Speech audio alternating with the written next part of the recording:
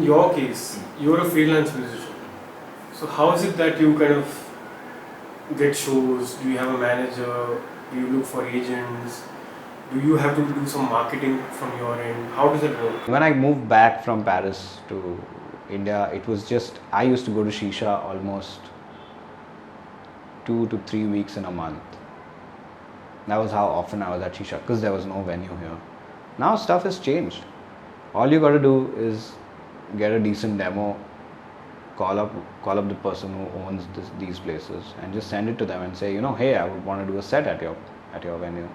You do some negotiation, they want to be happy, so they'll say, can you do like 2-3 covers? Yeah, you'll be like, okay, we'll do 2-3 covers, play the songs, get your money, get the footage of that gig, mix it, master it, next gig. So it's there. I mean, gigs are there. I mean, as of the money enough to? The money is not enough. Obviously, the money is not enough. It's not going to be enough.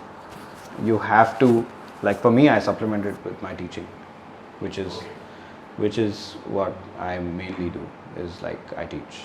So do you take private tuitions? Do you teach private tuitions. I used to teach at a school. That's how I began teaching. That was when I was in the first year of college. When I was 19, I had a job already, and I taught there for about 3 to 4 years.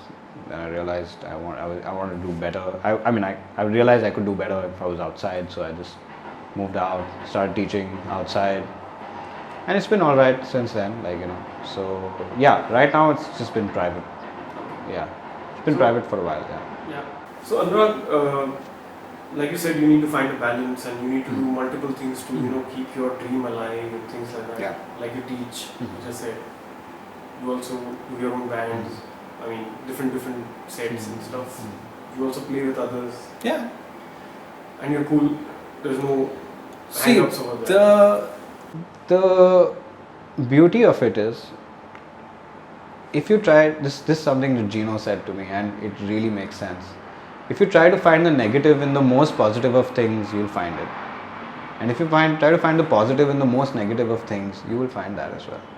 So when I'm teaching, it's not like it's a job, yes. But every time I teach something, now weirdly, because of late, my student base is more guys who are programming, or guys who want to start composing and don't know that much about harmony, but they're good producers, So the moment I show them one different harmonic change, a different path you could take, I can see their eyes light up. And for me, that is like an achievement.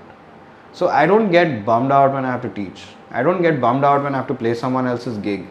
Because even in that, I teach it like an ear training exams. Sometimes it's like I'm on the flight and the singer will come and give me like 4 songs. Hey, we want to do these 4 songs. And I've never heard them. Because different guys doing it. So you're like hearing it immediately. You have to work out the songs without an instrument and go and play on stage.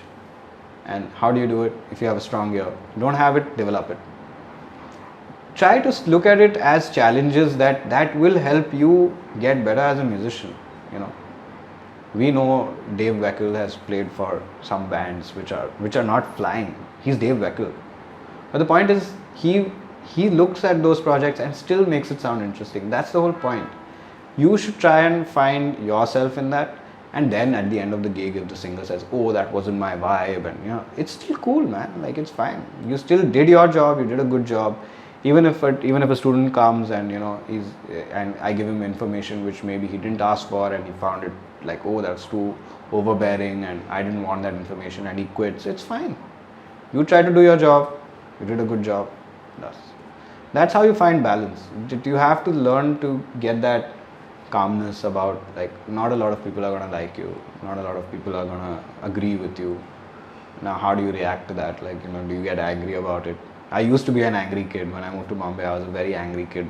I was very anal about what music should be, and as you grow forward, you realize that your mentors, even my teachers and all, were the most liberal, were the most tolerant people when it came to music. And you start realizing that, sometimes playing 4 chords nicely is hard. So, finding, if it's like a gospel gig, and you got to find the right organ sound, you got to find the right lick to play. You got to find the right pocket to play it. The main thing that I found when I started playing with singers, which I never realized, like my transposition was pretty bad. Like I couldn't transpose. When I started playing with guitars, I realized I couldn't play A, E, and D major that well. This is stuff that you learn, and I could have very easily said, no, I don't want to do that gig, But I said, okay, even if the money was, I've done a lot of gigs where there's no money also, just FYI, which is fine.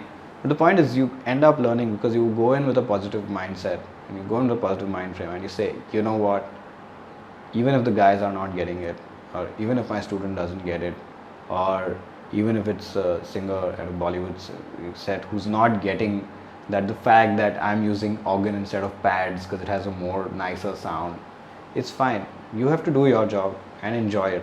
So I enjoy it, and at the end of the day, if they like it, don't like it, it's their personal opinion. It's fine. You have to be okay with that. You can't be the angry kid, which I was for as I said, for a very long time. I was a very angry kid. A lot of status updates on Facebook, and then I realized it doesn't make sense, because when you, even with my mentors, it was the same thing. I see them super tolerant people, super like open about music, so it's all, that's how you find balance. So Anurag, as a freelance musician, how do you collaborate with others? How do you kind of contact them? Once you are known, obviously you have numbers, but how do you form a band, or how do you play with, or how do people contact you? How do you get known basically? Well, there are many ways to do it. I think if you look at social media is the best, I feel. Back when I was doing this, I don't think social media was that up there, But you'd be weirdly surprised to how many people stalk you. You go on play a gig, and like 7 people who you've never met come up to you and say, we've been following your work. Oh, you went to Paris and you studied there. Oh, and so it's nice also, You'd also like to know about the Paris bit. Yeah, I'll definitely get to that. So it's great, all these things happen, and they happen for a reason. But the main thing that I ask, so when kids come, they're super enthusiastic about this thing, and yeah, we want to play jazz, and it's really up, and I'm like, who are you listening to? I'm listening to Corey Henry, and I'm listening to Tigran, and I'm like, bro, it's great. But it's like looking at bread and trying to understand that it's made out of water. You can't, if you never knew, if you opened your eyes as a kid for the first time and I showed you bread and I showed you water, and you'd be like, they're two different things. This cannot be made out of water. It's not possible.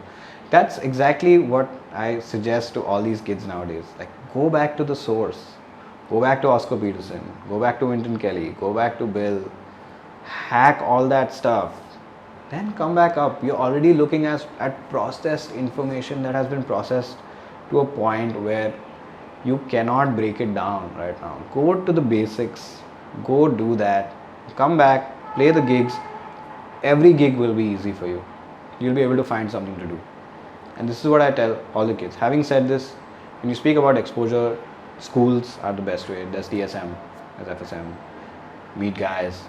Now we're starting up Zoe jam sessions. Lucky, thanks to Abhinav Kokar, big shout out to him. And so there are all these TSM kids who just show up, and then they say, okay, we want to play 1 song or 2 songs, and we say, yeah, come on stage, play with us. It's great. There's TLD who do a jam session after the gig. It's still open for like half an hour, 1 hour. So it becomes like an open mic, but you're still playing with musicians who can hang, what do you call hang. There's Gino, who's super duper nice. Like, you could be the most randomest guy, call him up and say, man, I'd like to jam. And that's how I kind of met Gino also. First time I just said, can I come over and jam? And he's like, yeah, do come over. And we went, and I played for like 2-3 hours. He made me some coffee. We had some food afterwards.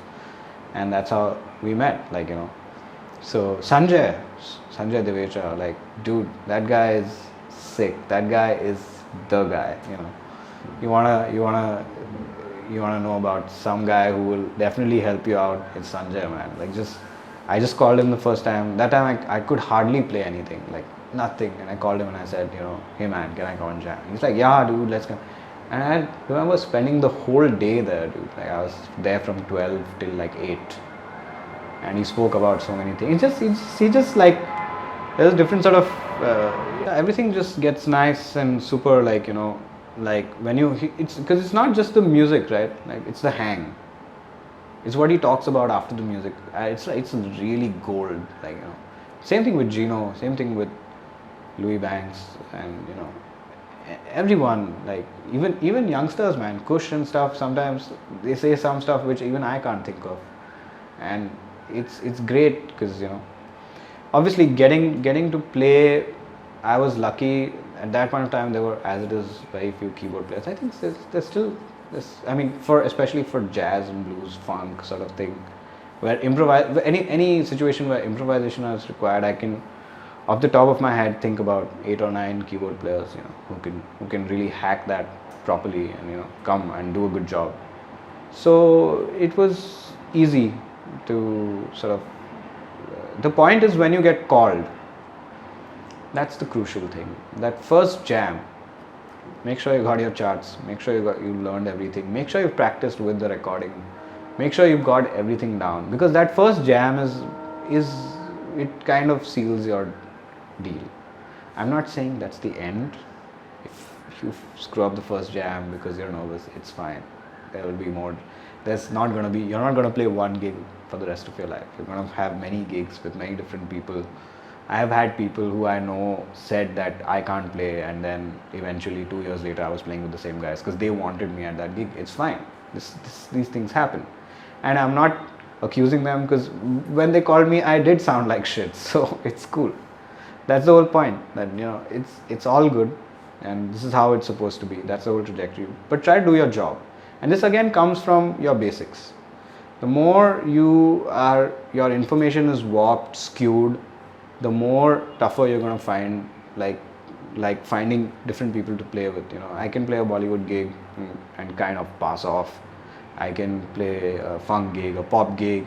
You have to open up different sides of your, like when I'm playing a pop gig, I really need to play the arrangement. I need to have the sounds on my keyboard like lined up. If I'm playing a funk gig, it's more about like really grooving with the pocket of the drummer and the bass player.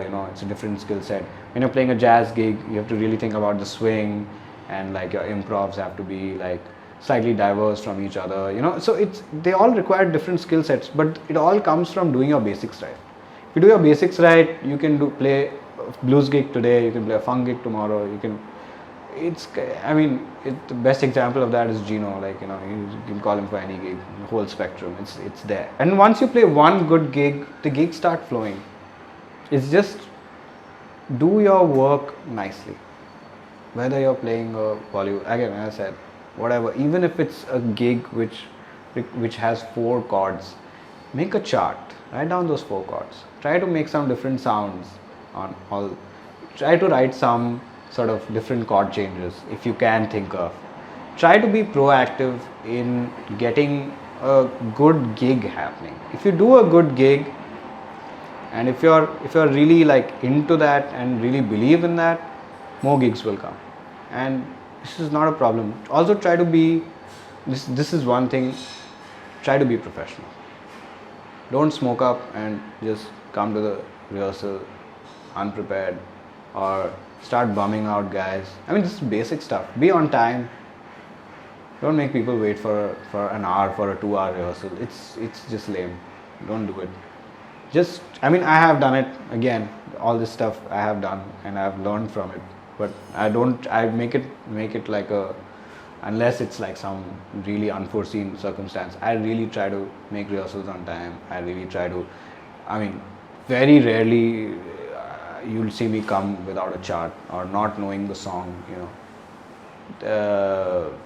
Just be super professional about your work, and people will recognize that. And once people recognize that, they'll call you for sessions, they'll call you for gigs. It is a work ethic thing. Yes, it is also about, so work ethic doesn't end there. That's the whole point.